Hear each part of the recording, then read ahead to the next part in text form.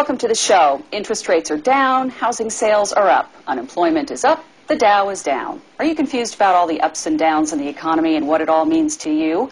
My guest today has some answers and some predictions of what may happen here in the near future. Peter Schiff is a stockbroker and analyst and is president of the brokerage firm Euro Pacific Capital. Thanks for joining us. Thanks for having me. This morning. You know, there's been a lot of confusion. I think we were all happy for a while. Tech stocks were doing really well. Housing prices are up. Interest rates are down. September 11th came along, and we've had kind of nothing but bad news ever since. Is this expected? Is this what's going to happen? What's going on? Well, I think the news is going to get a lot worse. I mean, first of all, when you said that tech stocks were doing well, the stocks were doing well, but the companies were never doing well. You know, a lot of the earnings were being manufactured.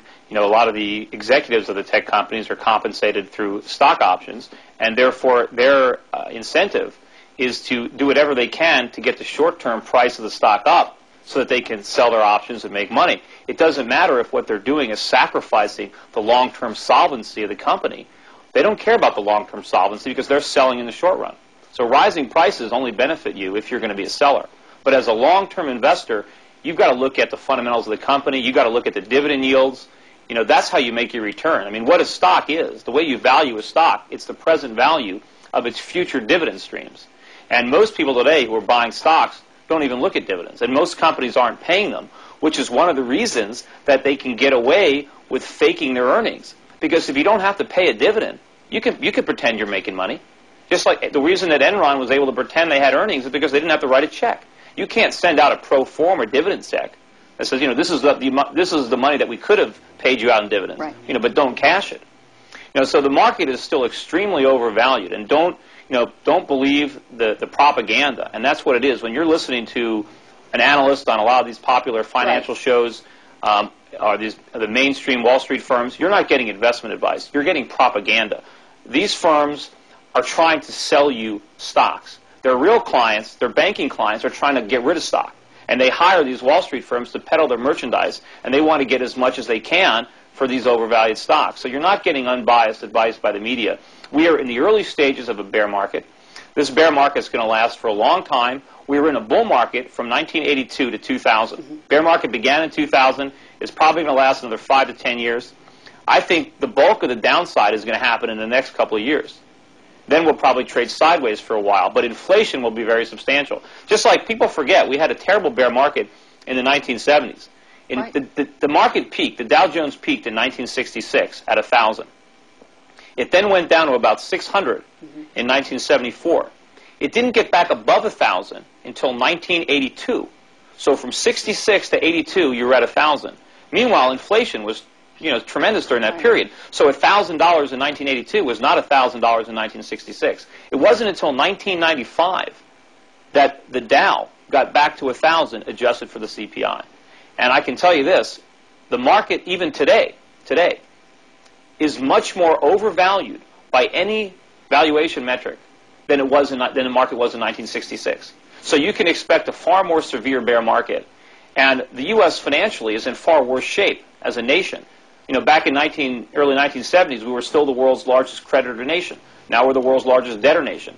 We had a large current account surplus. Now we have a large current account deficit. Back in the early 70s, I think the average American, the savings rate was still about 10%. Now it's negative. You know, so people are loaded up with debt. People are, their houses are mortgaged to the hilt. We have a huge national debt. We have an enormous current account liability. So we're going to enter this bear market financially on much shakier ground. So as I said, my prediction for the Nasdaq is it's going to fall to around 500. You know, right now, about 1,700. Got a long way to go down. The Dow Jones still above 10,000. Probably going to fall to between 2,000 and 4,000, but it might go below 2,000. I've got to ask because, of course, you mentioned the media, and that's really where everyone gets their information. They get it from listening to the experts on the radio or the television news. They read all the magazines that they can and things like this because they're trying to keep up with it. We're hearing that, we had a little recessionary period and it's gone. You're saying it hasn't even happened yet. The recession has not started yet. The recession, you don't have a recession with consumers going deeper into debt. You pay off debt. You don't have a recession with home sales at record highs, at auto sales at record highs. That's still the boom. It's still the mania. And what's feeding it is foreign demand for U.S. financial assets, which is allowing interest rates in this country to be low and access to credit to be available. But I can tell you now, as we speak, the U.S. dollar has hit a new low for the year, and I think this last bull market in the dollar, which went from 1995 to the present, is over. And the dollar is going to start to fall. And as that fall accelerates, you're going to have significant flows out of U.S. financial assets from all around the world. And that is going to send interest rates through the roof. And when that happens, this whole consumer-driven economy, borrow and spend economy, is going to come tumbling down. And then we're going to have a real recession. And it's not going to be like a recession that people remember from the early 90s. It's going to be very, very severe. And it's going to be accompanied by dramatic increases in the price of consumer goods. So you're going to see a drop in asset prices, meaning stocks and real estate, but significant increases in the price of food, of clothing, of energy, of all these products that Americans consume, because where do these products come from? We import them. And we're importing them with these overvalued dollars. And when foreigners no longer want to send us real goods for pieces of paper, the dollar is going to lose value, and we don't have the manufacturing infrastructure that we used to have. We just can't produce these products ourselves. We have to rely on our ability to import. It's going to take a long time to tear down some of these malls and replace them with factories. You can't do it overnight, and you need capital. So we're in for a lengthy period of very bad economic times. And what I'm trying to do with my clients, and what I've been doing for the last few years, anticipating this, is to try to get people's portfolios prepared for what's going to happen. Okay, I want to stop you right there because I do want to talk about what people can do to prepare for what you say is coming. Let's go ahead and take a break. Stay with us.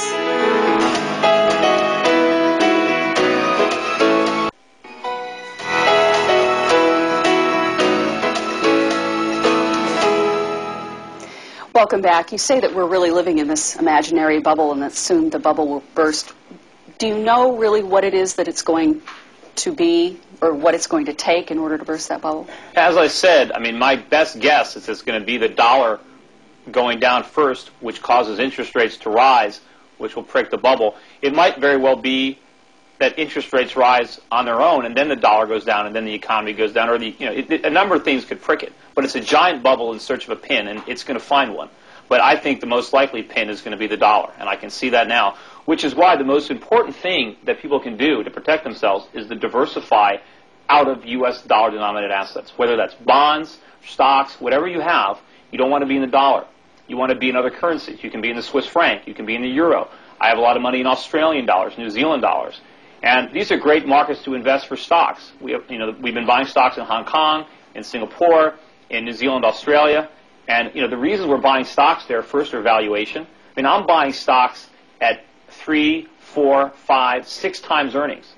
Here, your people are paying 30 times earnings, 50 times earnings, 100 times earnings, and in many cases, you don't even know if the earnings are real. But the reason that I know these earnings are real is because the stocks that I'm buying are paying dividends, 7%, 8%, 9%, 10%. I got stocks paying more than 10% in dividends. We just get that just collecting our dividends. So the earnings are real, the balance sheets are good, and these companies are growing their earnings. And, you're in areas of the world, there's going to be a tremendous amount of growth in China.